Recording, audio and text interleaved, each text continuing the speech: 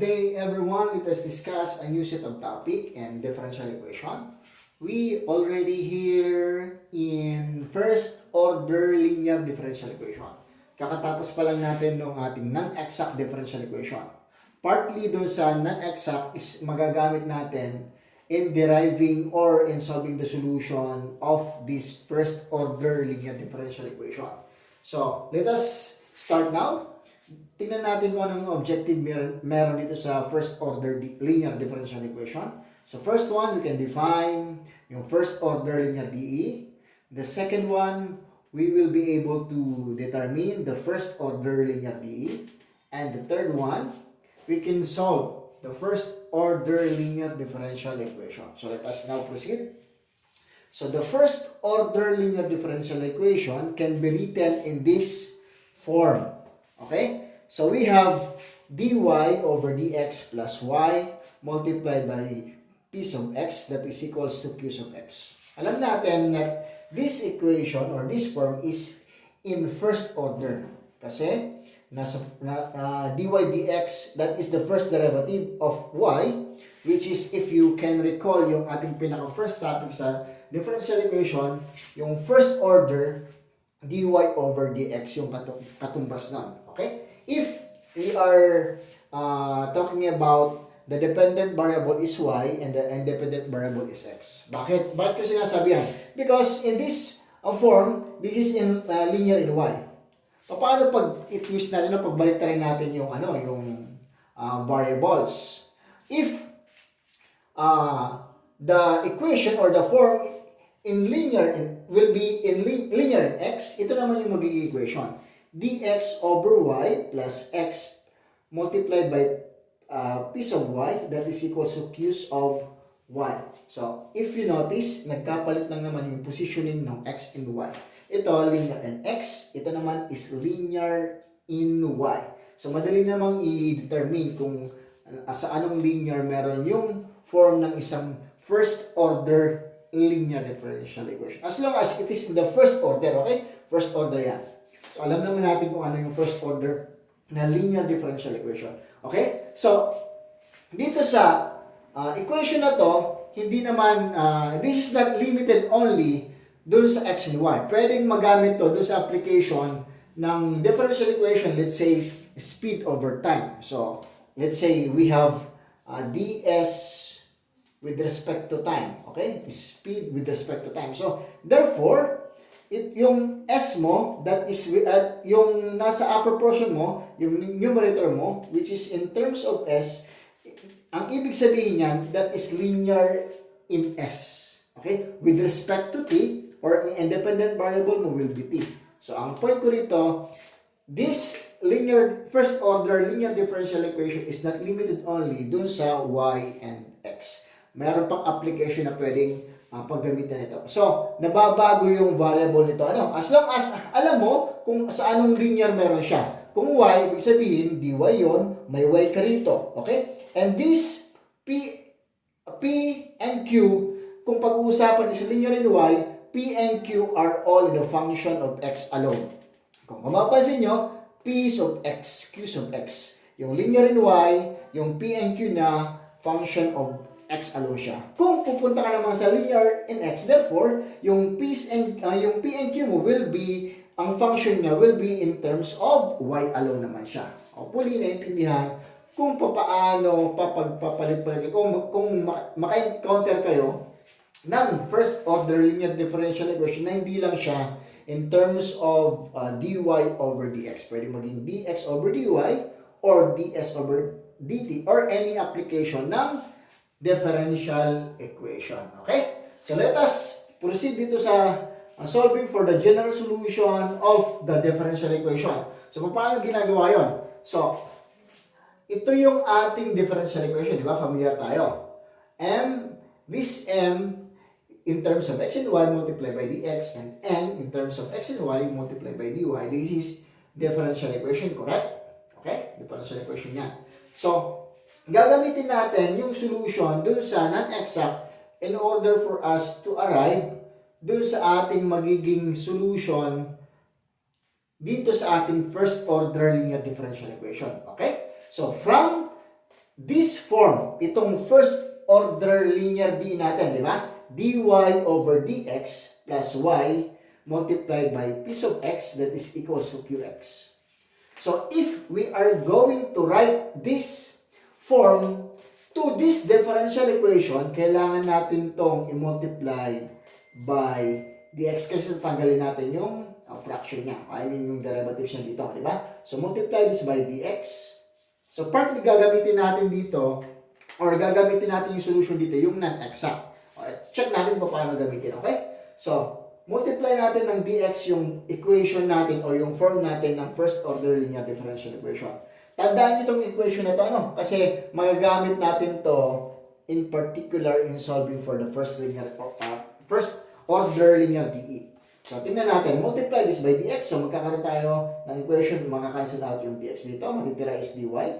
Then, itong dx multiplied by y, px magiging y piece of x multiplied by dx. Ito naman, q of x multiplied by dx. Ito na yung magiging equation niya. Ano?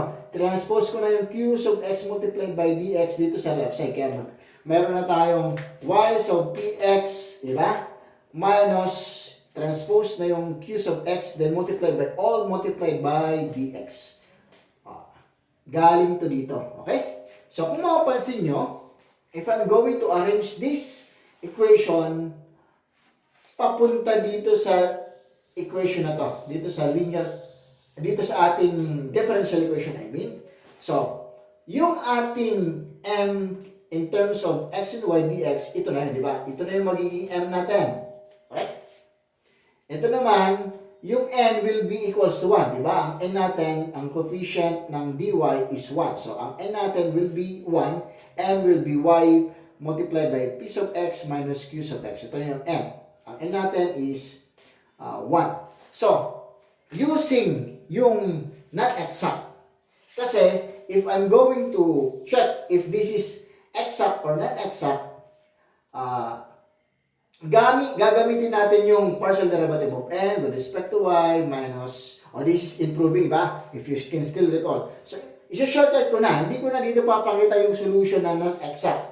So, this is non-exact solution. If you want to prove this one, you can use yung ating previous topic. But here, I'm focusing on the formula or the solution of the first order linear differential equation. So, isa-shortcut ko na, okay? So, we have this m and we have this n. Ang m mo, this form or this term, yung n mo will be equals to 1. So, if I'm going to use yung integrating factor dun sa ating non-exact, ito makukuha ko, okay? So, px will be our integrating factor kasi the partial derivative of n with respect to y minus partial derivative of n with respect to x over n, ang equivalent niyan is px.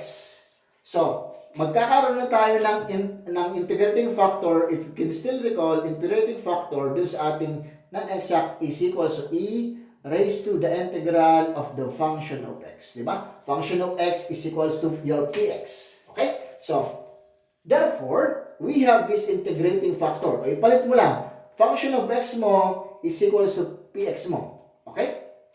Which is, yun yung magiging integrating factor natin. Okay? So, the solution that used here is yung non-exact differential equation. So, we have already arrived that we are going to use yung integrating factor na e raised to the integral of piece of x dx. Diba? May dx to. So, since this is non-exact, gagamit tayo ng integrating factor. Diba? Doon sa ating non-exact. So, this integrating factor, kailangan mong i-multiply dito sa original equation na ginamit natin dito. Multiply, di ba? To be, para maging exact siya, di ba? After determining, or after multiplying the integrating factor dun sa original equation natin na differential equation, using na yung solution dun sa non-exact differential equation, yung first method, we will arrive for this equation. Okay? So, tandaan, this equation, y multiplied by integrating factor, ito yung integrating factor natin, okay? E raised to the integral of piece of x dx equals to the integral of q sub x multiplied again by the integrating factor, which is equals to e raised to the integral of p sub x dx multiplied by dx plus c. Ito na yung general solution dun sa ating first order linear differential equation. Okay? So, remember these two. Okay? This equation, ito, in this form, or kung makaka-encounter tayo ng ibang variable, maybe this one, dx over dy, linear and x naman siya, or doon sa application naman, it's possible na magkaroon ng ibang variable. So, but here, mag-stick muna tayo dito. Kasi pag pamilyar na tayo dito sa linear in y, which is dy over dx plus y, px is equals to qx, madali na lang yung ibang application nitong first order linear differential equation. So, I want you to remember this and this. Ito yung ating gagamitin in solving for the first order linear differential equation. Itong dalawa. Okay? Remember, P and Q are all the function of x alone. Okay? So let us proceed dun sa example. Example na tayo dito sa ating first order linear differential equation, which is yung solution ng first order DE, linear DE. Okay? So, i-erase ko na muna yan. Let us solve example under the solution to first order linear differential equation. So, we have this formula, y multiplied by the integrating factor is equals to the integral of q sub x multiplied by the integrating factor dx plus c. Integrating factor natin, that is equals to e raised to the integral of p sub x and dx, where yung px natin and then yung ating q sub x manggagaling dun sa ating form ng first order linear differential equation, which is this one, dy over dx plus y of px is equals to q sub x. So itong px and qx kailangan natin ma-determine to use dito sa ating formula.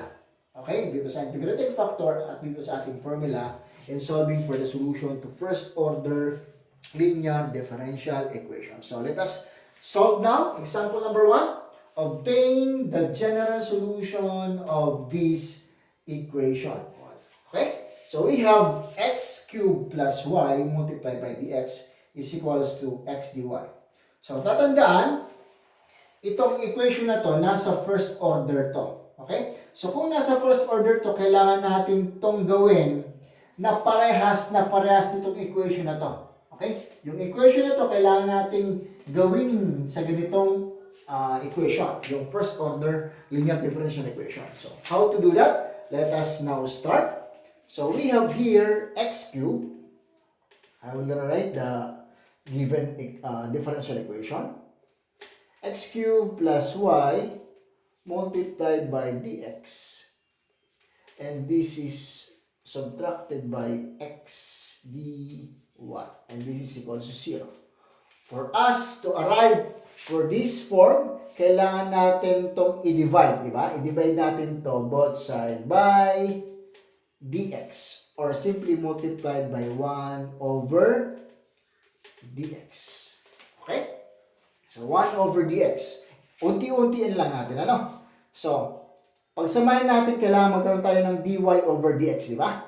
So, 1 over dx. So, let us now multiply 1 over dx dito sa ating equation. So, we have here, makakancel out yung dx, di ba? So, we have x cubed plus y na lang ang matitira dito. Then, this is minus. So, x dy over dx. And this is equals to 0. O, tingnan na yung equation, okay? So, meron na tayong dy over dx. Kaya lang, meron siyang coefficient na may kasama siyang variable na x. So, dapat walang kasamang variable doon. So, dapat dy over dx lang. Okay? So, ang gagawin mo ulit, tanggalin mo ulit yung x. Okay? So, 1 over x. Okay? So, unti-unti lang natin. But we can, but dito sa simula, pwede sana gawin natin na i-divide natin by x over dx, right? But, isa-isahin lang natin para at least step by step alam nyo na kailangang ma-eliminate natin kung ano yung kasama nung dy over, kailangan matanggal yung kasama ng dy over dx. Kailangan maging dy over dx lang siya. Okay? So, therefore, this equation multiplied by 1 over x or simply divide by x. So, this will be equals to x cubed over x. Tama? Plus y over x. And this is subtracted by, makakancel out tayong x. So, meron na tayong dy over dx. And this is equals to 0. Okay? Tandaan, yung ating dy over dx is positive doon. So, therefore, kailangan magkaroon din tayo ng positive na value ng dy over dx dito sa ating problem or dito sa ating solution. So, i-arrange natin to. For us to find or for us to arrive with a positive value of dy over dx, kailangan natin itong i-multiply naman ng negative 1. Di ba? Diba? Kasi yung dy over dx mo dito is negative. Dapat positive ka. Di ba? So, multiply natin ng negative 1. So, therefore, meron tayong negative. O ito, pwede mo nang i-simplify. X cubed divided by x is simply equals to x squared. Negative na yung value. So, ito is negative y over x. And magiging positive na yung dy over dx natin. Okay? And this is equals to 0. Yan. Then, arrange mo na. Unahin mo yung dy over dx. So, we have here dy over dx. Yan. Ano bang kasunod? Dapat may y, px. Yung pitandaan term siya in terms of x. Okay? X. May kasama siyang y. Yung linear natin. Linear in y ito. So, y. Asan yung may y? Ito may y. So, iwan mo dito yung may y. Y. Then, yung px mo, yung x alone lang. So, meron kang 1 over x, di ba? Meron kang 1 over x. Hopefully, nakakasunod lahat. So, meron ka ng equation na dy over dx. Meron ka ng y px. Meron ka ng y. Ito yung magiging px mo. Yung 1 over x will be your px because ang p dapat in terms of x alone lang siya. Okay? Then, yung qx mo, ito. Yung qx mo, x alone lang yung q. So, ano ba yung x alone lang? Ito. Di ba? I-transpose mo na doon sa right side. Right side magiging positive x squared na siya. Ayan. So, tingnan nyo maigi yung equation. dy over dx minus y multiplied by 1 over x is equal to x squared. So, if I'm going to compare this equation into this equation, ano yung magiging px mo? So, px mo here, your px, piece of x I mean, that is now equivalent or equals to negative sign to ano? Tandaan, positive yun. So, therefore, ano magiging sign doon? Yun magiging sign ng px mo. So, since this is negative, so therefore, your px will be negative 1 over x. And your q's of x mo will be x squared. Okay? Your q's of x is equals to x squared. Yan. So, dyan pa lang sa paghahanap ng piece of x and q's of x, kailangan marunong kayong mag-simplify. So, dito, ang una nating step is only a simplification for us to arrive for this form. Diba? Dito pa lang sa pagkukuha pa lang ng form. O, meron na tayong form ng first order DE. So, anong sunod natin gagawin? So, hanapin na natin yung ating solution. So, using this formula, y multiplied by the integrating factor is equals to the integral of q sub x integrating factor dx. Diba? So, paano mahanap yung integrating factor? So, kailangan mong makita yung px. Kasi px lang naman ang kailangan mong makuha dito. Meron ka ng given na p sub x, di ba? So, 1 over x. Doon ka naman, meron ka naman q sub x. Ito na yun. So, ipalit mo na. Then, proceed doon sa solution na required doon sa bawat equation. So, first, kailangan muna natin hanapin kung ano yung integrating factor. Kasi kailangan mo ng integrating factor dito, integrating factor dito. Okay? So, integrating factor first, let us determine the integrating factor which is equals to e raised to the integral of p sub x dx. Ano yung p sub x mo? This is negative 1 over x. And multiplied by dx. Oh, integrate mo na yung yung exponent ng e.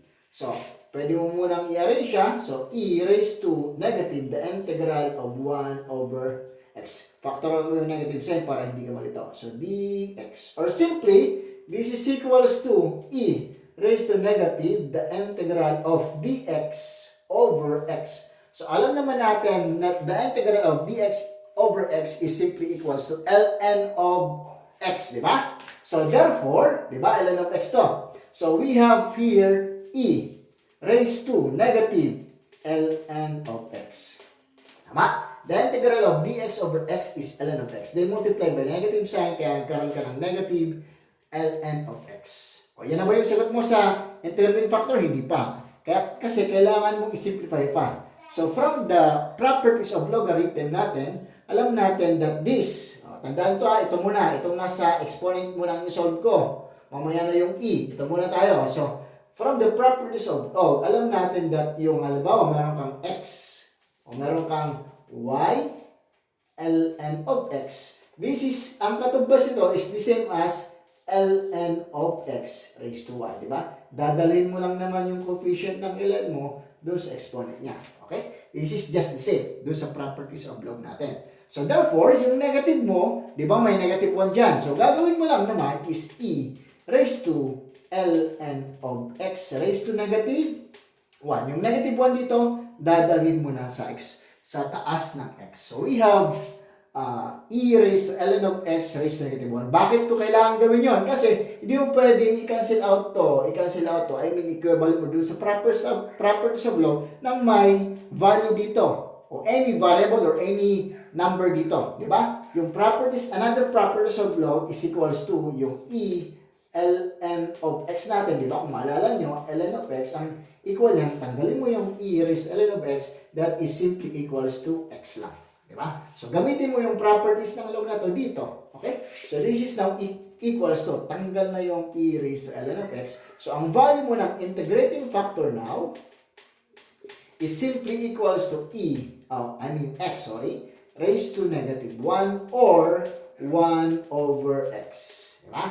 Yun yung katumbas ng x raised to negative 1 or 1 over x. So, meron ka ng integrating factor na 1 over x. O, gagamitin mo na yung integrating factor dito sa formula natin. Papalit mo na dito sa formula, integrating factor. Then, yung qx of x mo is meron kang value ng x squared.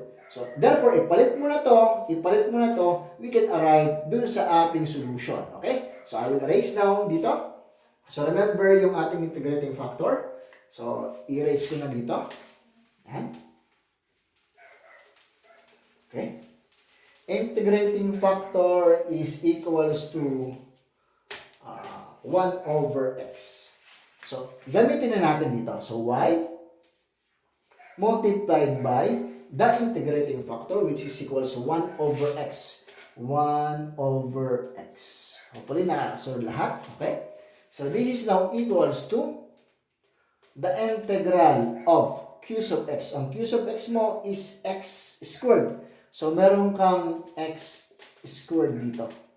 Then, multiplied again by integrating factor which is equals to 1 over x. So, multiplied by 1 over x. Multiplied by dx. And this is already plus c. Okay, erase ko na to. Meron naman ng recorded dito. So, you can just check this one para hindi makabala. Okay.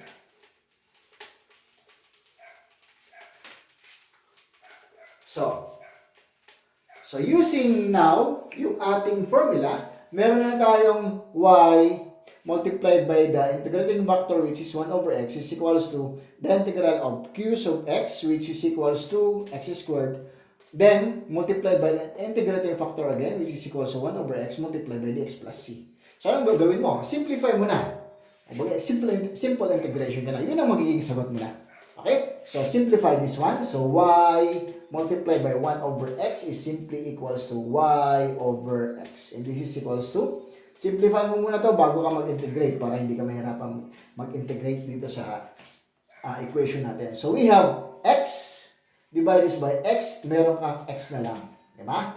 And this is multiplied by dx. And this is plus c. Then proceed sa integration para matanggal natin yung antiderivative. Integrate this x dx is simply yung power formula. Meron kang x squared over 2. And this is plus c.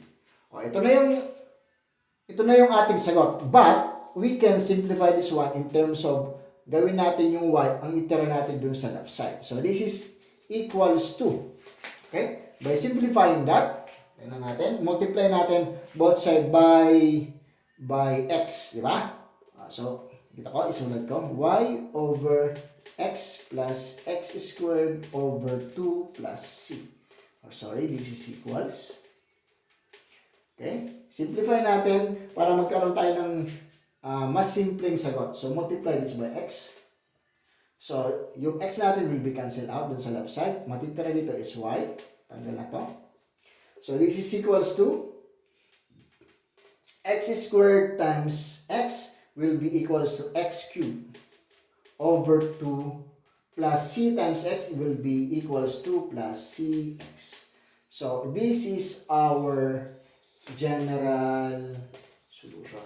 Ito yung sagot dito sa problem na to. Obtaining, erase ko na. Anyway, you already have this question. Obtain the general solution of this x cubed plus y dx minus dy. Ito yung sagot natin. Okay? Hope naintindihan itong ating first example. Let us proceed dun sa ating second example under the first order or solution to first order linear differential equation. Okay, let us solve example number 2. We have here obtained the particular solution of this given differential equation that satisfies the condition y 0 is equals to 1. So, dito, particular solution naman na yung hinahanap. But still the same, gagamitin natin to ng solution na kagaya kanina. Hanapin natin yung piece of x and q's of x using yung ating form na dy over dx. So, itong equation ito kailangan natin uling gawin with the same format or with the same form with this one. And after that, after determining px and p's of x and q's of x, ipapalit natin yan to find the value of integrating factor. Then, ipalit mo na dun sa ating equation or dun sa formula in solving for the general solution. Okay? Kasi may c. Pag may plus c pa, general solution pa yan. Since ang hinahanap dito is a particular solution, we need to use yung ating condition which is equals to, isulat ko na dito, ang ibig sabihin nito, y of 0 is equals to 1. Ang value ng x natin dito is simply equals to 0 and y is equals to 1. So, kailangan natin mahanap yung particular solution given itong condition na to. X is equals to 0, y is equals to 1 based on this given condition. Okay? So, let us now proceed yung ating first step. First step, kailangan natin ito itulad doon. Okay? So, how to do that? I will write first this dy plus, copy first yung ating given, e raised to 3x, then plus 3y, and this multiplied by dx, and this is equals to 0. So, first thing to do is we need to arrive dun sa ating dy over dx. In order for us to get that equation or on that term, kailangan nating i-divide both side by 1 over dx. Or I mean, divide ng dx or simply multiply by 1 over dx. Okay? So, 1 over dx multiplied by dy is equals to dy over dx. E raised to 3x plus 3y multiplied by dx. Mawawala na yung dx dito. So, ang matitira na lang is e raised to 3x plus 3y. And this is equals to 0 multiplied by 1 over dx is simply equals to 0. So, check mo. Meron na ba tayong equation with the same base form? So, wala pa. So, arrange mo muna So, but dy over dx, meron na tayo. dy over dx. So, arrange na lang natin. Hanapin natin yung px. Tapos yung qx. Yung qx dapat x alone lang na nasa right side. So, yung term na x lang, ilagay mo sa kanan. At yung term na may y at may kasamang x, itira mo katabi dun sa dy over dx. So, this is equals now to dy over dx. Plus, ano yung term dito na may y? Ito lang naman, 3y. So, 3y. Okay? So, bakit walang x? Ibig sabihin, yung x dito is simply equals to 1 or simply x raised to 0. Diba? So, this is now equals to yung e raised to 3x mo, i-transpose mo na dun sa right side. Kasi wala naman siyang ibang term na kasama. So, only x. So, we have here negative e raised to 3x. Diba? So, what is our piece of x? So, piece of x dito is simply yung 3. Kasi if you are going to put x, ibig sabihin dito, meron kang x raised to 0. Tama? O, tanggalin mo na yun para hindi ka malito. Since wala ka naman nakita x raised to 0 is simply equals to 1 lang naman, di ba? So, tanggalin ko para wag na tayo malito. Okay? So, simply, this is simply equals to piece of x is equals to 3. Yan. So, what is the value of q of x is equals to negative 3, or negative e, negative e raised to 3x. O yan, meron tayong piece of x, then integrating factor ang sunod mong isolve. Okay? Kasi pag meron ka ng integrating factor, magagawa na natin ipalit dito sa ating formula. So, integrating factor na tayo. Integrating factor is equals to e raised to the integral of piece of x. Ang ating piece of x dito is simply equals to 3. So, meron kang 3 multiplied by dx. Yan. Ayos ko lang. Ayusin ko. So, the integral of piece of x is equals to 3 multiplied by dx. Simplify mo muna ito. I mean, solve for the value of integrating factor. This is simply equals to e. The integral of 3 dx is simply equals to 3x. So, meron ka ng value ng integrating factor which is equals to e raised to 3x. Anong sunod? Ipalit mo na yung integrating factor, then q sub x dito sa ating formula. So, y multiplied by the integrating factor is equals to e. Tama? E raised to 3x. Then this is equals to the integral of q sub x mo is negative 3 or e raised to 3x. Then multiplied again by the integrating factor which is equals to e raised to 3x. Then multiplied by dx, then plus yung ating arbitrary constant kasi. So, wala ka munang gagalawin dito, ano? So, y e raised to 3x. And this is equals to, tanggalin mo yung negative sign dito. Okay? Ilabas mo, i-factor out mo yung negative sign para huwag makalito. So, e raised to 3x multiplied by e raised to 3x simply equals to e raised to 6x. So, doon sa ating exponent, yung law of exponent natin, ano? Same term to, i-add mo lang yung dalawang exponent niya. Okay? Same term. So, since nagkataon na same term lang naman yung exponent niya, so, 3x plus 3x. Okay? So, magkakaroon ka ng e raised to 6x. Nilabas mo na yung negative sign. So, this is multiplied by dx and this is plus c. Okay? So, therefore, you need to integrate this one. You need to integrate ito. E raised to 6x dx. Isiparin ko yung pag-integrate niya na, no? So, ito lang muna. Huwag mo munang pansinin yung, huwag mo munang pansinin yung plus c tapos yung y e raised to 3x. So, ang gawin ko muna, let us solve first the integral of negative, the integral of e raised to 6x dx. Okay? Hanapin muna natin to. So, what is the integral of this? This is equals to, yan. Dun sa ating exponential function na integral. So, ano yung exponential function natin? Isulat ko dito. Sa baba, ito. Sa baba. So, meron tayong the integral of e, konting review lang. The integral of eu du is simply equals to eu. The integral ito is simply equals to eu plus c. Diba? So, therefore, hanapin mo lang what is u. Dapat yung yun is katabi ng, yung derivative nun is nandito. Okay? EU du. So, meron kang u. Tingnan natin. Substitution tayo. So, ano yung u mo dito? What is your u? U here is equals to 6x. Tama? So, ano yung du mo? What is your du? Ang derivative mo ng 6x is simply equals to 6 dx. So, ano mapapansin mo dito? Wala kang 6 dito. So, therefore, mag-introduce ka ng 1 over 6 na integrating factor. Oh. Gamitin natin yung pinaka-basic. Hanapin mo yung, kumbaga, by substitution gamitin natin, but you can use directly yung integrating factor. Pero, ipakita ko pa rin sa inyo para may konting review tayo sa integral calculus natin. So, hanapin natin what is your u and what is your du. Meron ka ng u, which is equal to cx. Ang du mo is 6 dx. So, by substitution gawin natin, lahat ng x palitan natin in terms of u. Okay? So, lahat ng x dito sa equation mo gawin natin in terms of u. So, therefore, meron ka ng u, yung 6x mo. Yung 6x mo, meron ka ng u. How about yung dx mo? Ang dx mo, divide mo lang ito ng 6. Divide mo lang ito ng 6.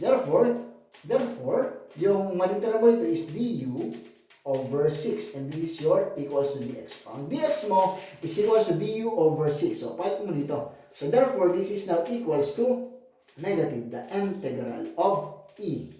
At palit mo na yung 6x mo. Anong 6x mo? U. Okay? Ano yung dx mo? Dx mo is du over 6. O, ano mapansin nyo? Lahat na in terms of u. Okay? Lahat ng x, pinalitan mo ng u. So, by substitution, ginamit kong solution dito. But you can choose directly yung ating integrating factor. Simplify this. This is equals to negative.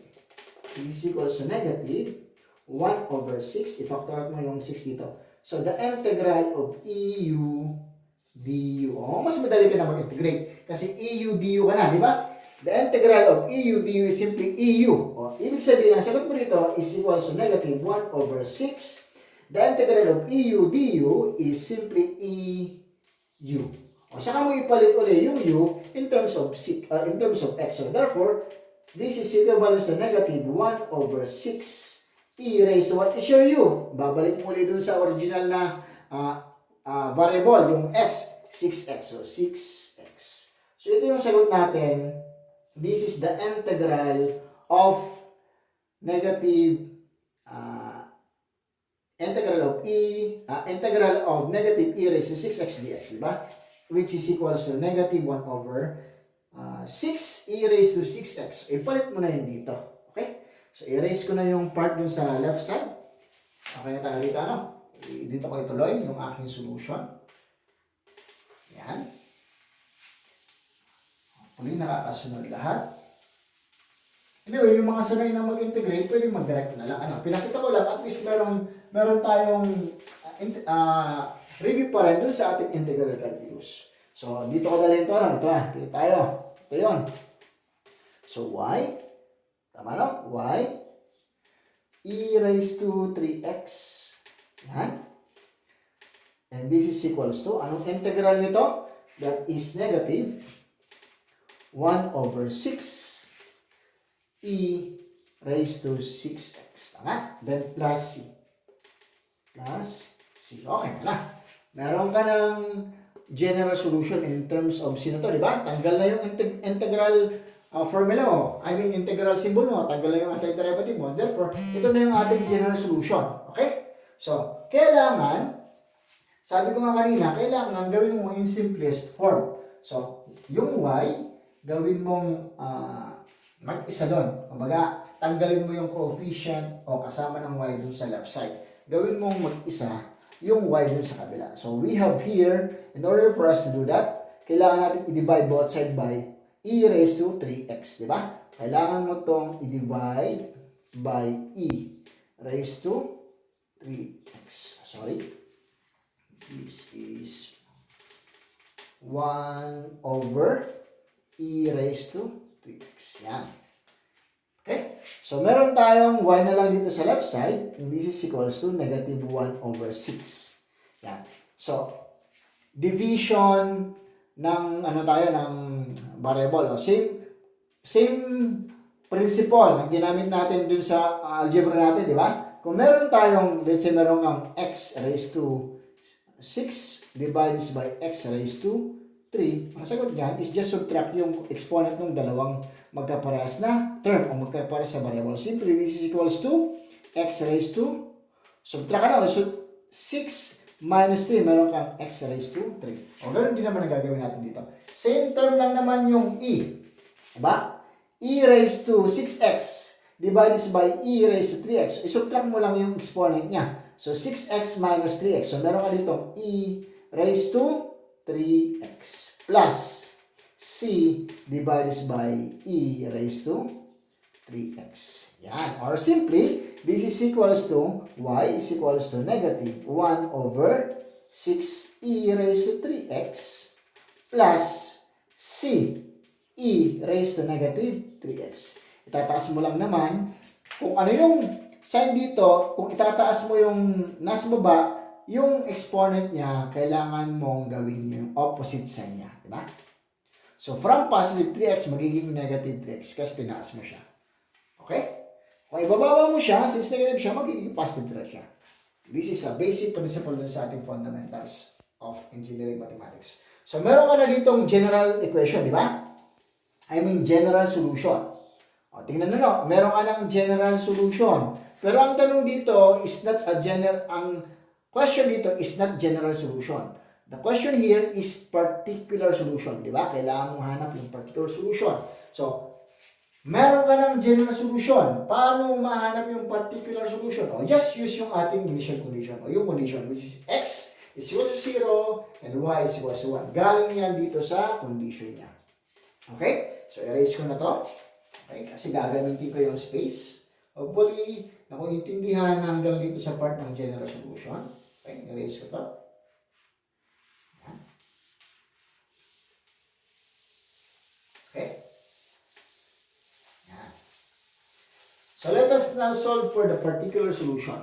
So, in particular solution, ipalit mo yung x and y mo dun sa nakuha mong general solution. So, what is your y here? Y is equals to 1. So, meron ka ng 1. Palit mo dun sa general solution. 1. Y is equals to 1 is equals to negative 1 over 6 e raised to 3. What is the value of x? X is equals to 0. Tama?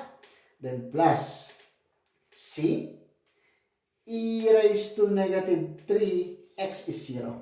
Okay? Simplify. This is equals to 1 negative 1 over 6. Then e raised to 0. E raised to 0 is simply equals to 1. Okay?